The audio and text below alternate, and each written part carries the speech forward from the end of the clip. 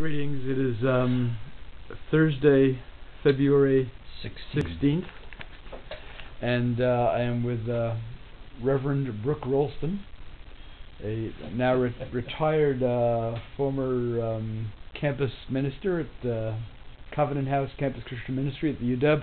We met in around May 1992 at the University of Washington Hillel when Art Spiegelman was supposed to speak, and we've been friends ever since. And his grace, as I call him, has followed the creation of the art series over the following 19 years, and I've frequently invited him over to see new works.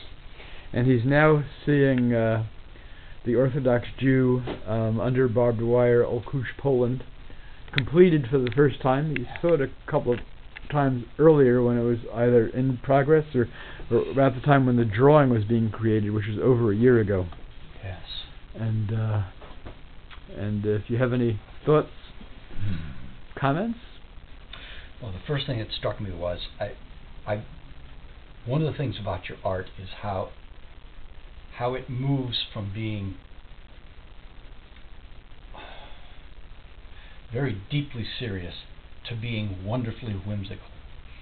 And but it does that not only in content, it also does that in just the way spaces occur. So here is this incredibly detailed work over here with very fine point used and the tiniest strokes of pen.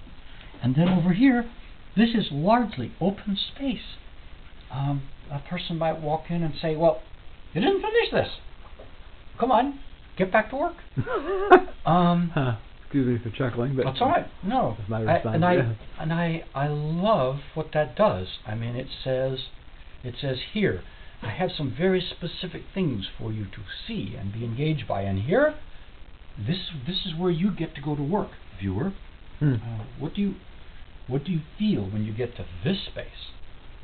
So let me ask you that. What do you feel when you get to that space?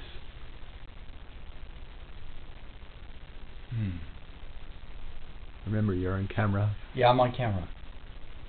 Well, actually, what first came to me was possibility.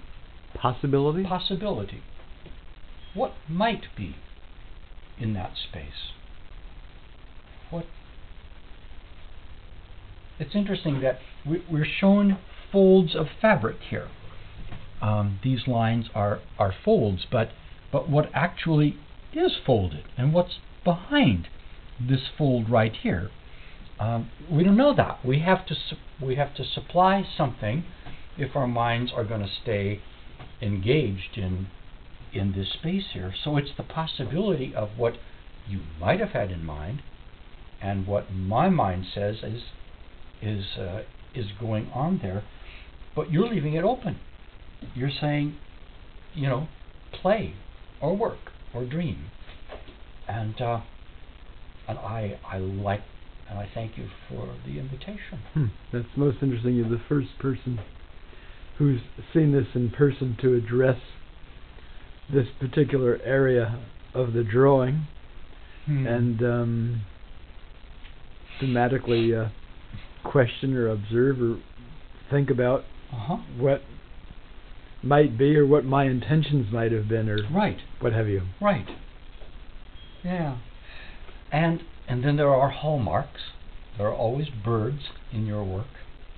I'm going to. Here are two. I'm going to turn this off and then start a new one. So sure. It'll be like part 1 and part 2. Cool.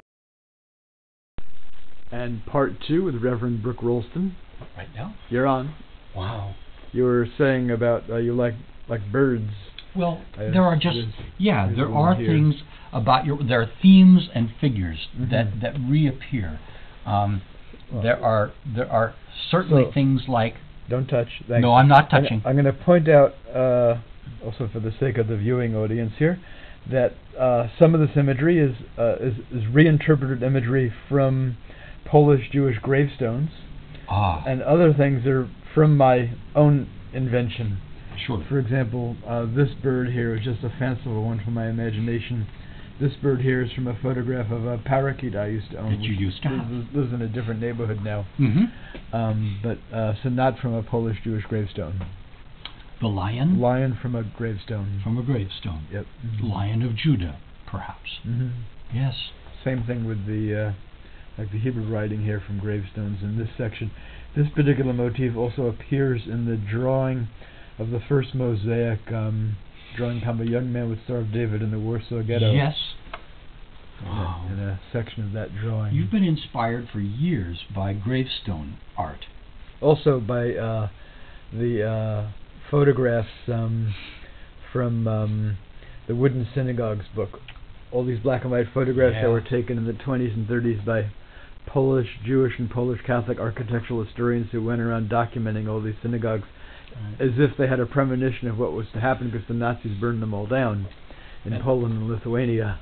And that's part of what I was thinking about, the fact that you're inspired by gravestone art.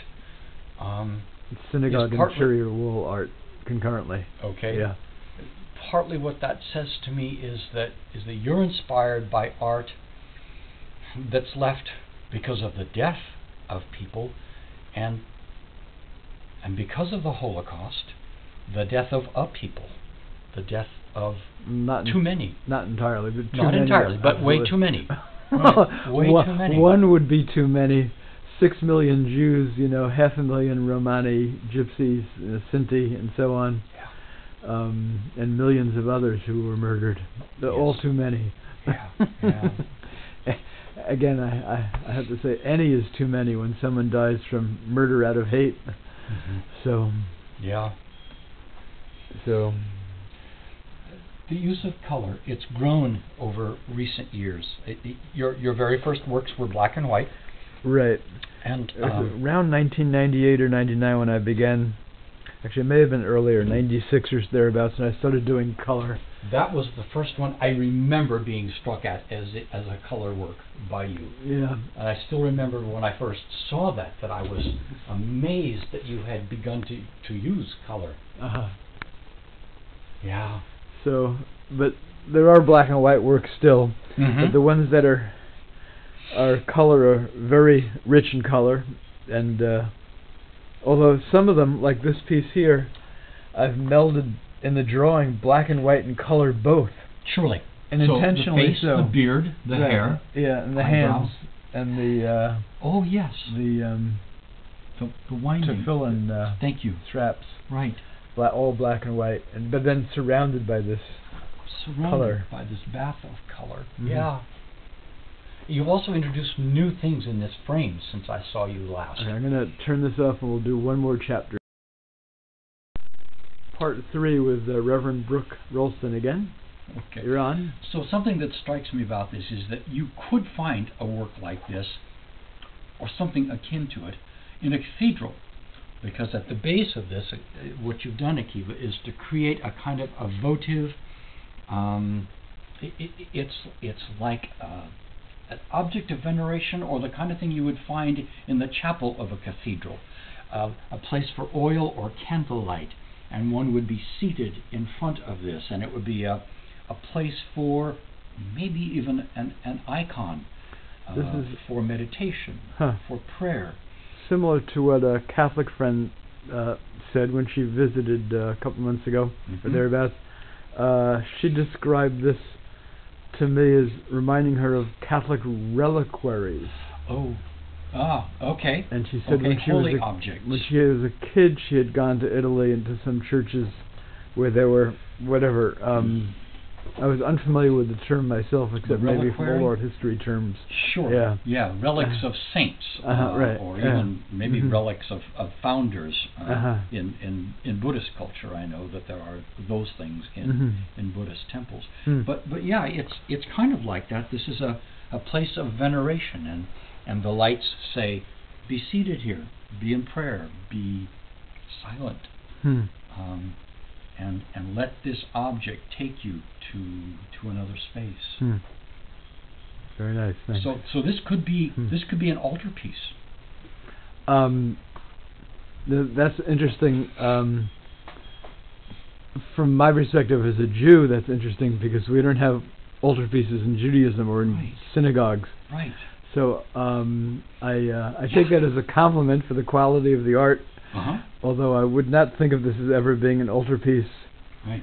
For one thing, one wouldn't be worshiping the victim, perhaps as a saint type of way, although we would be respectful or perhaps paying homage, especially like a portion, like the Yizkor portion of Yom Kippur, when we're remembering those who came before us, and in particular those who perished in the Shoah.